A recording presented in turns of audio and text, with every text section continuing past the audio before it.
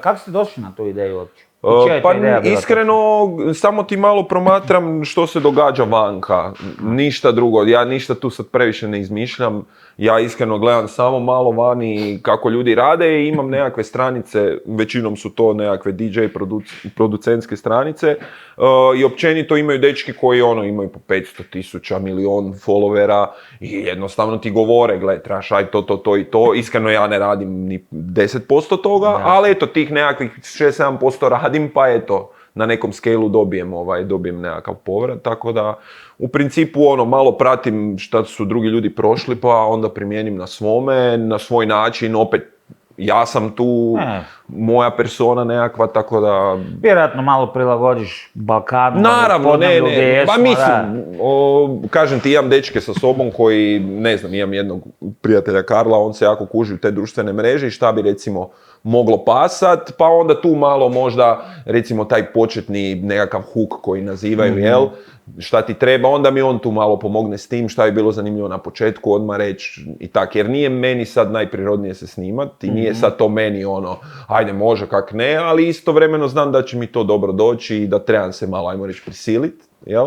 I s vremenom s videima ti je sve lakše i lakše, tako da, jasno, koji sve, da, pogotovo kad uđeš u tu neku zonu. Ma da, razviš i to kad nešto radiš nešto u svom nekom šta ti paše, nije sada pa ne, upravo to, ne, pa sve to rezonira sa mnom, apsolutno, svi videi rezoniraju sa mnom, tako da naravno da neki video od prije godinu dana mi sad možda nisu nešto, ali to je normalno, skroz, mislim, mijenjaš se i to mi je skroz okej, to mi je skroz okej. Da, djeluje mi kod da na tim videima onak dosta uspiješ, pogotovo sad kad sam te upoznao uživo i to, fakat je to zapravo, nema previše, jako si sličan, zapravo identičan ko na videu. Pa čak i u govoru i u svemu. Pa pokušavam biti autentičan, mislim da je to jako bitno i da ljudi dugoročno to prepoznaju. Ti možeš nekog navući na nekakav event, nešto na mišiće, jedanput, možda 2 puta, ali da ti se ljudi vraćaju konstantno, mislim da ako si autentik i, mislim, znaš i sam, baviš se već repom ohoho i ne bi se bavio i dalje da nisi ono što jesi, jel? Hvala. Sigurno. Ja ću to shvatiti ko kompliment.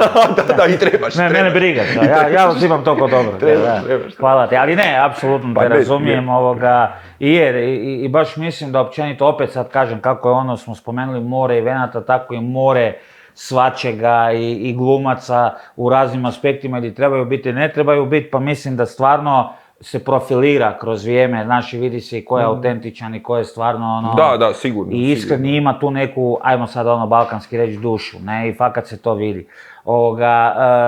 Tako da evo, ovi tvoji eventići koji radiš i to, mene što je recimo privuklo i to, najviše ta neka baš, onak, malo je drugčije, malo se vidi da je tu ipak nekakav brainstorming, da je tu ipak nešto, a možda bi, znaš, postoji tu, imaš taj, ajde sad nazva rezidenciju ili kako da nazovem, u Regular baru, pretpostavljam. Pa mislim, onako, u principu da, dosta redovito, nekoliko puta. Jedan put mjesečno u principu sam tamo, ali ne sad puno češće, ja sam mislio da je više. Nije.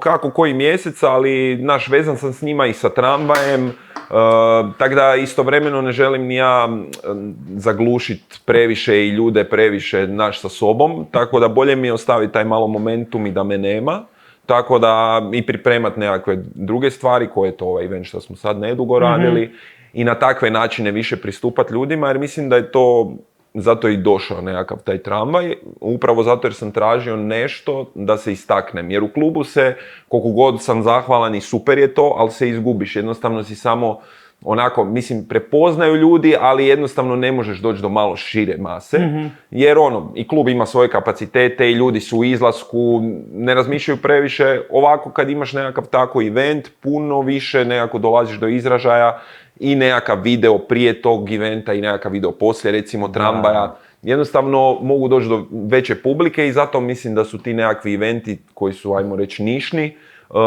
i koje isključivo stojim ja iza njih, da su onako ključni za nekakav moj razvoj. Ne, to sigurno. Ti eventi koji nisu svakodnevni i to, ovo je nešto regularnije, kao dosta, znaš, pod navodnicima tipično, ali ja mislim da ti to treba, to je ko ono u vidu ono day job, ne?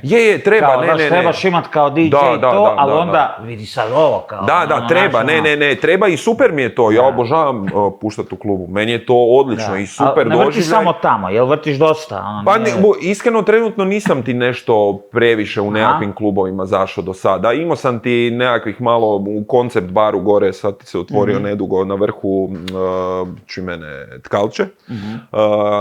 Jedni dragi dečki su otvorili, imaju Treši kafe tamo na Blaškoj. Krasan, jel tako, da. I oni su otvorili jedan forum bar. Da, i tamo sam bio i u konceptu gore, tak da onak, nije sada sam nešto na previše mjesta, ali upravo zato imam nekakav taj tramvaj koji je moja nekakva pozornica i zato i ne trebam toliko bjesimučno tražiti, svačaš me nekakav klub, nego imam svoje mjesto di uvijek mogu, zapravo di uvijek puštam, barem jednom u mjesec dana, tako da to mi je super. Uz regular desi se taj nekakav koncept itd., tako da bude dovoljno, bude dovoljno. Tako da uz neke privatne još poslove, što se tiče DJ-iranja, firmi i toga, super. Da, to smo pričali kako se sad